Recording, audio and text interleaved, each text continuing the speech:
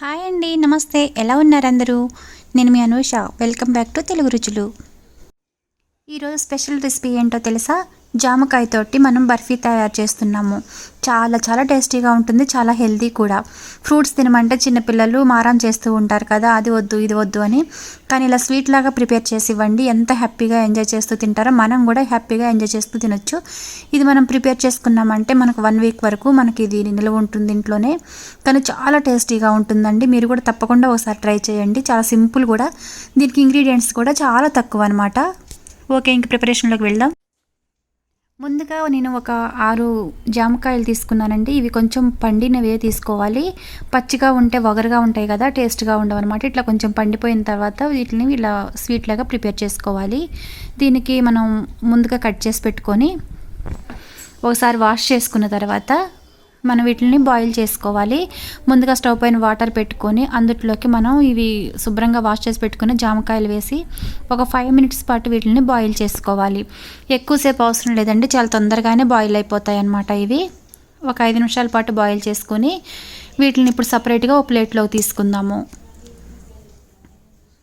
చూస్తున్నారు కదా, మెత్తగా ఉడికిపోయింది. చాలా తక్కువ టైంలోనే ఉడికిపోతుందండి. ఇప్పుడు మనం దీనికోసం అని చెప్పేసి పాకం ప్రిపేర్ చేసుకుందాము. అవి చల్లారే లోపల అందులోకి నేను 1 కప్పు వరకు బెల్లం తీసుకున్నాను. దీన్ని షుగర్తో కూడా తయారు చేసుకోవచ్చు, కానీ హెల్తీగా చేసుకోవాలనుకుంటున్నాం కాబట్టి బెల్లం వాడుతున్నాను నేను. 6 కాయలకు వచ్చేసి ఒక పావు కేజీ వరకు బెల్లం పడుతుంది. ఇందులో కొంచెం వాటర్ వేసుకొని ఇది కొంచెం కరగనివ్వాలండి. ఇది కరిగేలోపు మనం జామకాయల్ని ఇలా కొంచెం చల్లారిన తర్వాత కొంచెం సగానికి కట్ చేసుకొని మిక్సీలో వేసుకొని గ్రైండ్ చేసుకోవాలన్నమాట. చాలా మెత్తటి పేస్ట్ లాగా ప్రిపేర్ చేసుకోవాలి. ఎందుకంటే అవి మధ్య మధ్యలో తగులుతూ ఉంటే అస్సలు బాగుండదు అనమాట, సీడ్స్ కానీ అట్లా కానీ. అందుకోసం అని చెప్పేసి ఇలా మెత్తగా పేస్ట్ లాగా ప్రిపేర్ చేసుకోవాలి. ఇప్పుడు దీన్ని నేను ఫిల్టర్ కూడా చేస్తానండి. ఫిల్టర్ చేస్తేనే మనకు అది స్మూతీ లాగా వస్తుంది. జెల్లీ చాలా బాగుంటుంది అనమాట, క్లియర్గా ఉంటుంది జెల్లీ అనేది. లేకపోతే సీడ్స్ తగులుతూ ఉంటుంది, అస్సలు బాగుండదు అనమాట.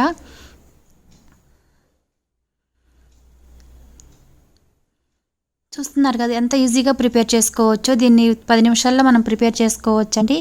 ఎప్పుడు జామకాయలు మామూలుగానే తింటాం కదా, దాంతో ఎక్కువ రెసిపీస్ ఏం చెయ్యం కదా మనం. మీరు ఒకసారి ఇట్లా ప్రిపేర్ చేసి ఇవ్వండి, పిల్లలు అయితే చాలా ఎంజాయ్ చేస్తారు. మనకు కూడా చాలా హెల్త్కి మంచిది కదా. ఇంట్లో పండిపోయినప్పుడు కూడా కాయలు పడేస్తూ ఉంటారు ఒక్కొక్కసారి. అలా కాకుండా ఇలా ప్రిపేర్ చేసుకోండి, మనకు వారం రోజుల వరకు ఉంటుంది. దీన్ని కొంచెం పాకంలాగా పట్టుకోవాలండి. చూసారు కదా, ఇలా గట్టి పాకమే రావాలి దీనికి. కొంచెం గట్టి పాకం వచ్చిన తర్వాత ఇంకా చూస్తున్నారు కదా పాకం ఎలా వచ్చిందో, చేతికి అంటుకుంటుంది. అలా పాకం వచ్చిన తర్వాత మనం ముందుగా ఇది వడకట్టుకున్న జామకాయ పేస్ట్ని అందులోకి వేసుకోవాలి. మీకు నచ్చితే ఇందులోకి ఏదైనా ఫుడ్ కలర్ కూడా యాడ్ చేసుకోవచ్చు. నేను కానీ ఇందులో ఏం ఫుడ్ కలర్ అయితే వేయట్లేదండి.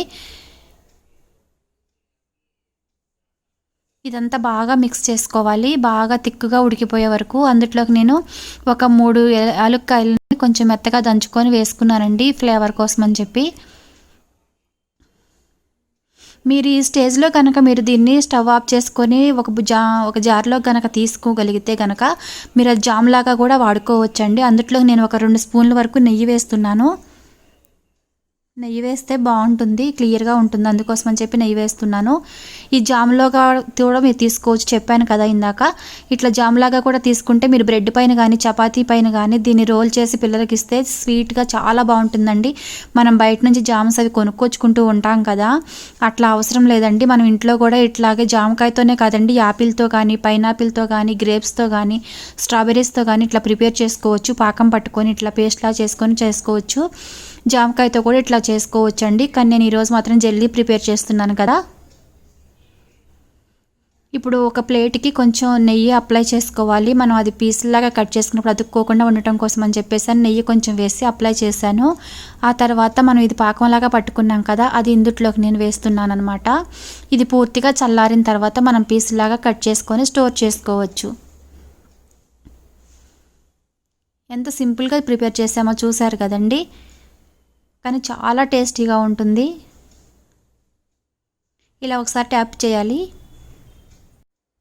ఆ తర్వాత ఇది కొంచెం చల్లారిపోయిన తర్వాత మనం పీసుల్లాగా మనం కట్ చేసి పెట్టుకున్న తర్వాత పీసులు విడిగా వస్తాయండి. వెంటనే వేడి మీద ఉన్నప్పుడు అవి రావు. ఈ జెల్లీలాగా ప్రిపేర్ చేసుకొని ఇస్తే పిల్లలైతే ఎంతో ఎంజాయ్ చేస్తారండి. మనకు మించిన చెఫ్స్ ఎవరుంటారండి? ఇంట్లో ప్రతి ఇల్లాలు ఒక పెద్ద చెఫే కదా. మనం ఎన్నో రకాల వంటలు చేసి పెడుతూ ఉంటాము. పిల్లలకి చాలా ఎంజాయ్ చేస్తారు. మనం బయట నుంచి కొనుక్కొచ్చే కంటే మన చేతులతో మనం పిల్లలకి అలా చేసి పెడితే చాలా ఎంజాయ్ చేస్తారండి. మా మమ్మీ చూసారు ఎంత మంచి రెసిపీ చేసిందో అని చెప్తారు. హ్యాపీగా ఉంటుంది మనకు కూడా. మరిన్ని హెల్దీ అండ్ టేస్టీ రెసిపీస్ కోసం తెలుగు రుచులు ఛానల్ సబ్స్క్రైబ్ చేయండి, లైక్ చేయండి, షేర్ చేయండి, కామెంట్ చేయండి.